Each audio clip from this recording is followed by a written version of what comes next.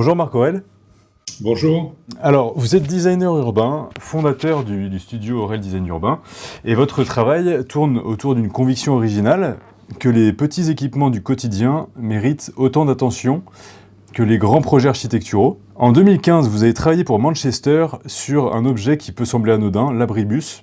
Mais ce qui peut frapper dans ce projet, c'est qu'il semble que l'attente, chez vous, se présente comme un moment à part entière et pas juste un vide entre deux déplacements. Est-ce que vous pourriez nous expliquer les principes qui ont guidé la conception de ce projet ?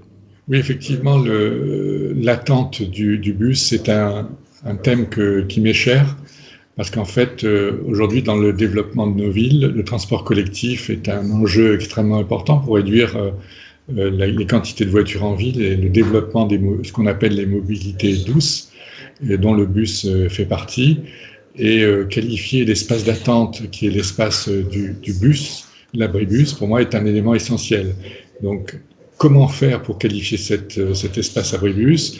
Et la question à Manchester était essentielle, était au cœur de ce projet. Ça a été de dire, on va créer un espace qui s'ouvre sur la ville, un espace de rencontre et d'échange, qui ne soit pas uniquement orienté vers l'attente et dédié à l'attente du bus, mais un espace qui soit ouvert sur la ville et qui permette aux habitants, même si on ne prend pas le bus, de s'asseoir et de profiter d'un instant de pause pour manger un sandwich, pour discuter, pour recharger son téléphone.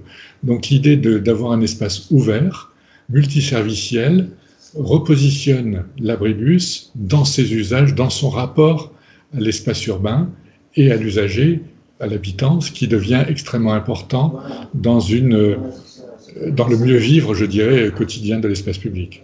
Et ça, c'est quelque chose aussi d'assez audacieux. Vous avez intégré des espaces que vous appelez du coup des salons, certains orientés vers la ville, d'autres vers la voie.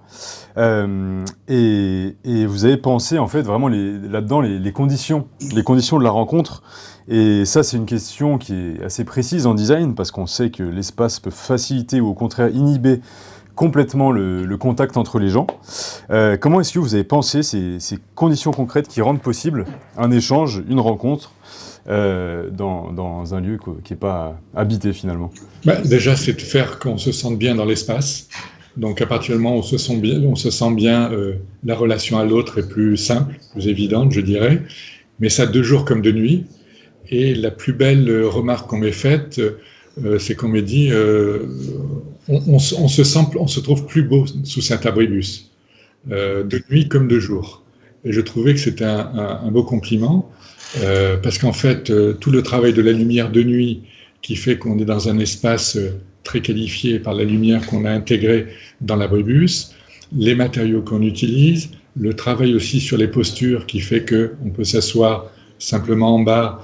Et si on a un peu quelques difficultés pour se lever, on a des assises plus confortables, on a des assises hautes, on a tout un dispositif qui permet en fait de répondre à des usages et de créer des zones de confort qui font que du coup on est mis dans une situation où la relation à l'autre est bien plus évidente et plus simple. Et comme on se sent bien, comme les choses sont plus simples, l'échange est plus évident. Voilà, c'est assez bête comme réflexion, mais je dirais qu'à partir du moment où on prend soin des utilisateurs, où on prend soin des habitants par des petits détails, comme je viens d'évoquer, ça change beaucoup leur perception de l'espace et leur relation à l'autre dans l'espace. Et pour finir, pour prendre un petit peu de hauteur aussi sur le sens d'un projet comme celui-là, c'est aussi quelque part une prise de position sur ce que la ville doit à ses habitants et de se dire que repenser un abribus, c'est aussi une façon de dire que la ville sensible commence là, dans les interstices, dans les passages, les espaces de passage, dans l'entre-deux, et pas forcément dans les lieux qu'on attendrait tous. Oui, alors on parle de l'abribus parce que c'est aussi un espace grand, un des grands espaces aménagés de la ville, et il permet de développer et de travailler sur différentes thématiques, comme on vient de l'aborder. Et donc on a cette latitude parce qu'on a quelques mètres carrés, et dans ces quelques mètres carrés abrités, on peut réfléchir un peu différemment la ville. Mais tout l'enjeu, ça a été, comme je disais précédemment, de l'ouvrir vers la ville pour se poser des nouvelles questions.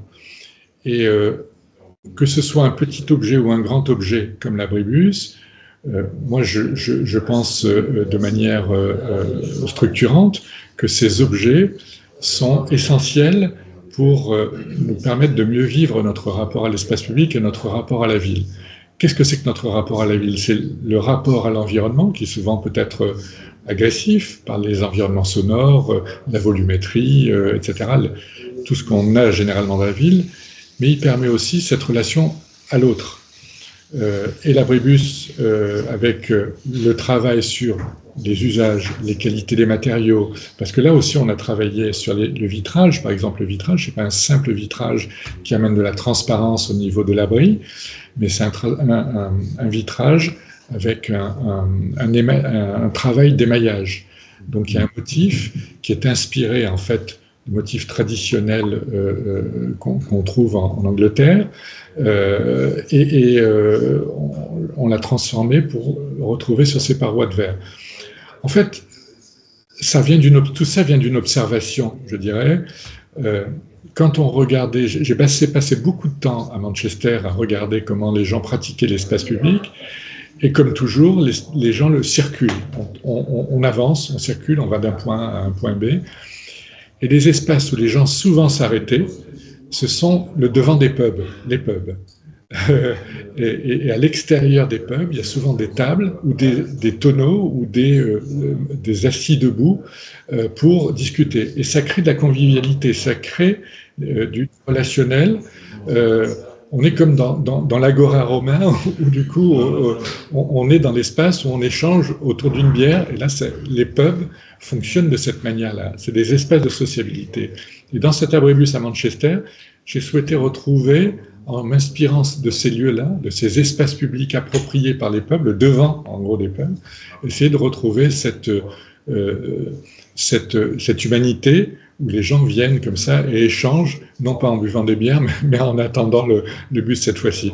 Et je crois que là, avec Manchester, c'est un projet, on a eu la chance parce qu'on a eu une surface assez grande sur laquelle on a pu travailler, et on nous a laissé sophistiquer les matériaux, sophistiquer l'éclairage, et c'est ce qui a permis, je crois, au fonctionnement de cet abri qui marche malgré, je dirais, les années, puisque aujourd'hui, ça fait quelques années qu'il est installé. Je suis retourné le voir et il est toujours aussi usité, autant plébiscité. Eh bien, merci beaucoup pour cet échange et pour la participation de votre propos aux Assises de la Ville Sensible.